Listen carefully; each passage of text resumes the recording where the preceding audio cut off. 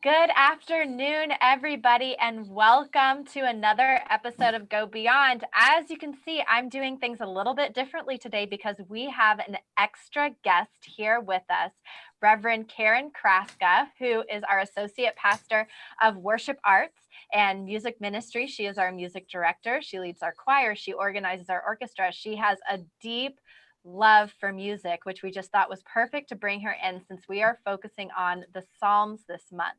So as a reminder, as usual, I'm Alyssa Robinson, and we are also here with our senior pastor, Reverend Daniel Humbert. And Go Beyond is simply a time where we can dig deeper into the message from Sunday. Normally, we're all about challenging the message on Wednesdays, but let me tell you, it is difficult to challenge the Psalms because it is just a beautiful expression of humanity's understanding of God. And what is there to challenge in that? So instead, I'm going to challenge Daniel and Karen. Great. So I'm just going to ask questions and y'all can jump in back and forth as you have answers. And we're really excited to hear from you. So my very first question is, what is your favorite psalm of praise and why? So Karen, let's start with you, our music lady. All right. That was an easy question because my favorite anthem, and the choir knows this, it was sung at our wedding. I did this anthem in seminary, and it's based on Psalm 8. And it's the majesty and glory of your name. And the setting that I just adore is by Tom Fetke. And I love Psalm 8, and the anthem is just a paraphrase of that psalm. And every time I hear it, I just get goosebumps and I feel the power of the Holy Spirit in that piece. Isn't that cool? Yeah, mine is 148 actually, and we read from it Sunday, and I love it when we read it on Blessing of the Animal Sunday, because it just acknowledges, much like Psalm 8, the wonder and majesty of God specifically in all of creation, and that all of creation gets to participate in that. And so it's just fun. I love to read the whole thing and just see the various elements and ways in which God is active and alive in parts of creation. Well, and part of what we're doing with this series is we are connecting the Psalms that were written sometime between 3,000 years ago and 500 years ago, or compiled 500 years ago, and trying to connect them with music that we love and appreciate today. And so my next question is, what modern style music has connected you to God in a way that surprised you? I don't know if I'm ever surprised about that anymore, but I love all kinds of music. And I find God in virtually every form of music. And so if you want to talk surprise, maybe country and Western. You want to talk surprise, maybe hip hop. But, I believe you can find God in virtually all forms of music, and that God is fully available through all forms of music. I'm going to agree with Daniel. I've been thinking about that since I knew I was going to talk with you about this. I'm surprised when I feel and experience God through music with no lyric. And I listen to a lot of different types of music, styles of music. I'm always changing my radio stations in my car and in my home and all of that. And I can just be overcome, especially with jazz and blues and things like that, I really am surprised that it's a kind of a spiritual experience a lot of times when there's just no lyric. Yeah, that was actually going to be my answer too with classical music. I'm not a huge classical music fan, and I don't know a lot about it, but it does surprise me when I start to feel the Spirit moving when there are no lyrics for me to relate directly to. Rap and hip hop, I feel God's presence all the time because I feel like that's coming straight out of either human suffering or something that is easier for me to connect to and make a connection to God. But when there's no words at all, sometimes it surprises me how much I feel God's presence. Absolutely. And soothing and meditative. I took my dog to the vet yesterday, and he gets really anxious in the car. And so I put on WRR, which I listen to, pretty regularly. I kept saying, calm down, calm down. And And it was a beautiful time to just kind of listen to these wonderful cellos. And I just kind of had a moment. So focusing on modern music again, this is a little bit more specific, but is there a modern song? And when I say modern, I mean, in the past 40 years. That's pretty modern compared to the Psalms, right? Right. So is there a modern song? What modern song sounds most like a psalm to you? That's hard. That's very hard. Yeah. That's really hard. I struggled with that on a couple of levels. One is I've never been good at identifying songs by title or arranger author.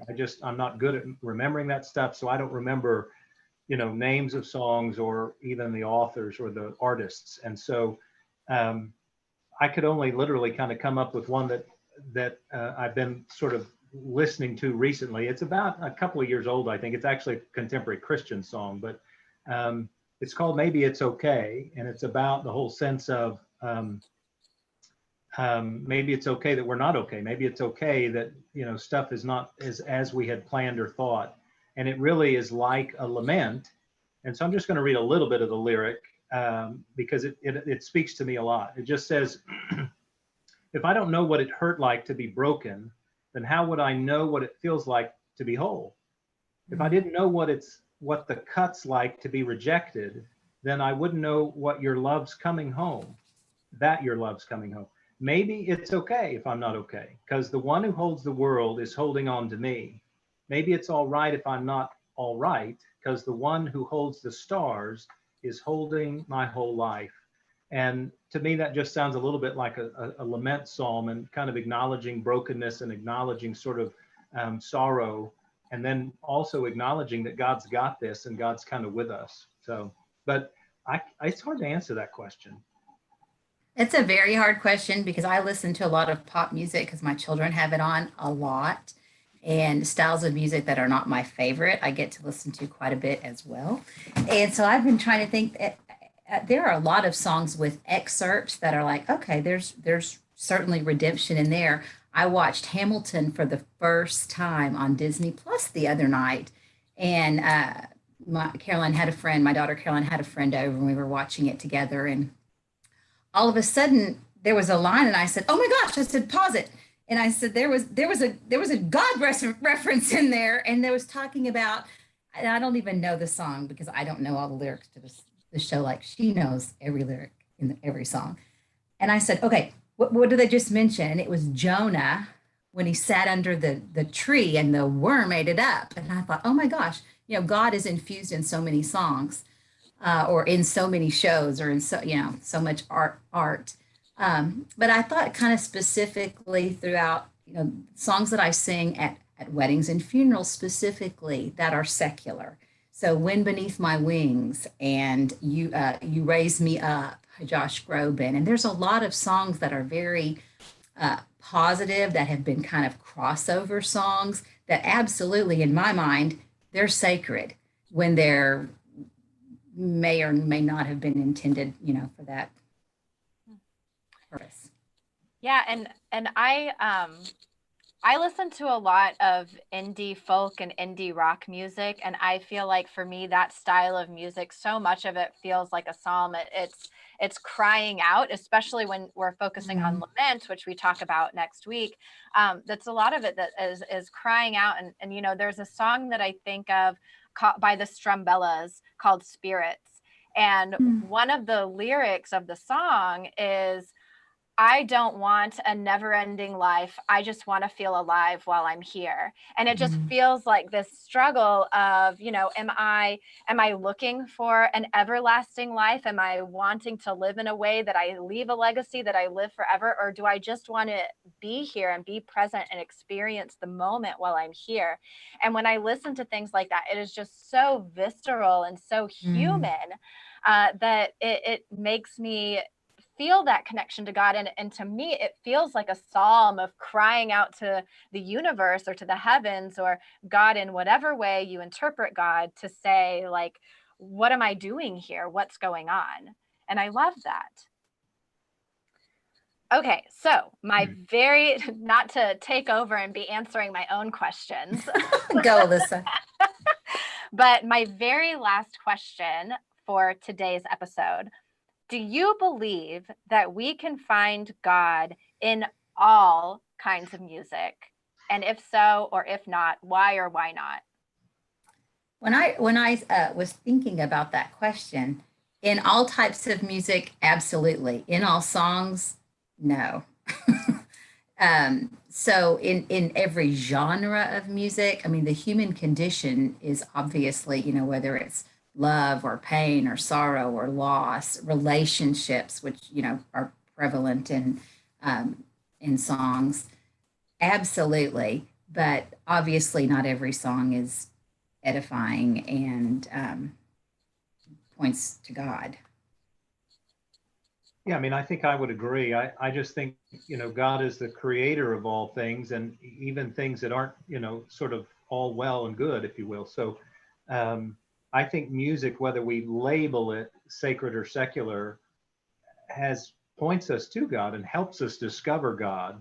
And so, I agree with Karen, not every single song is edifying. But I think there might be ways, much like this is not the best analogy, but I'll use it anyway. Much like nightmares can actually help us identify God in our lives, even though it's not a positive dream, because I believe dreams can be messages from God. I think even music that's not necessarily edifying can help us discover more about the human condition and where God might be in that, or about how there are real struggles in the world, and we need to sort of look for God. So while the lyrics might not point us to God, that is to say, in their content, the concepts of what they may be portraying can help us better discover God. So I do think it's possible. We may just have to struggle a little more on some of those than others. Well, and that makes more sense to me, because the reason I wrote this question is something, Daniel, that you specifically said in outdoor worship at 9 a.m. on Sunday. When you closed the service, you said, you should be able to find God in the music that you listen to. And if you can't, maybe think about listening to different music. And that kind of struck me of like, well, should we really completely abandon whatever music that we listen to, or should we try harder and think deeper and think about like how does this lead me into a relationship with God, as opposed to just letting it go? Yeah, and I I'm sure Karen does the same thing.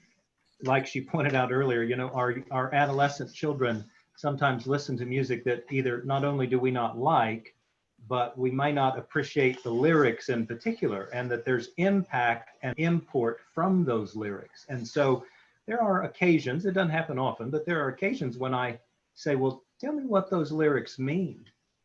Just speak them out loud to me, and let's talk about what's going on there. Because, often an adolescent will say, any adolescent, not just mine, well, I don't really pay attention to the lyrics, or I'm really just listening to the tune, or whatever. And fair enough. But golly, if there are lyrics, let's talk about them. Let's just speak them out loud, and let's talk about whether or not this is helpful, or what is it they're actually describing, and what do we, if anything, need to do about that. And those, of course, are not necessarily fun conversations, but they can be helpful conversations. Even for me, they can be helpful conversations, because sometimes I've discovered, golly, words that I heard that I clearly didn't appreciate weren't actually what I thought they were referencing. And then on other ends, it's helpful for a child to realize that, golly, maybe those lyrics are not exactly as helpful as I imagine they might have been. Totally agree. I tell my kids all the time, because I'm a mom, garbage in, garbage out. So if you listen to things that are accepting of values or demeaning any kind of person, or elevating self to the dismissal of God, I don't think that's helpful to any of our spiritual life. So Well, and Karen, I know that you're particularly excited recently because Caroline has taken up 80s music. So I hear. Oh, yes. I went out on the back porch and she was blaring 80s music, and I was like, what are you listening to? And she was, oh, I love this. And I'm surprised I knew every word. And some of them weren't that edifying, but but fun. It takes you back. It's probably the best decade for popular music, right? I mean, oh my gosh, she's way, way, way into it, which I thought was pretty funny. Well, that is about all that we have time for today. Thank you so much for joining us.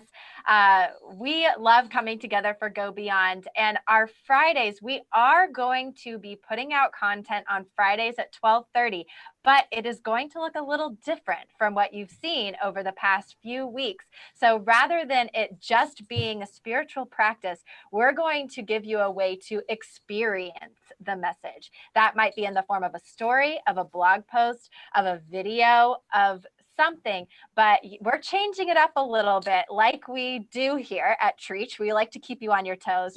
So tune in at 12:30 on Friday for something new and different. And as always, you can catch previous episodes of Go Beyond at tmumc.org/gobeyond. Bye, everybody. Thank you.